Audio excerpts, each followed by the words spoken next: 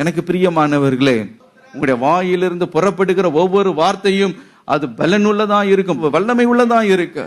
இன்றைக்கு நீங்க பேசும் பொழுது தீர்க்க தரிசன வார்த்தைகளை பேசும்படி, மற்றவர்களை காயங்கட்டும்படி, தேசங்களை அசைக்கும்படி தேவனுடைய வார்த்தை இன்றைக்கு புறப்படும் பொழுது பலரை நடுங்க செய்யும்படி கர்த்தர் உன்னுடைய நாவை அவர் பயன்படுத்த வேண்டும் என்று அவர் இன்றைக்கு காலையில நம் மத்தியில் அவர் உலாவிக் கொண்டிருக்கிறார்.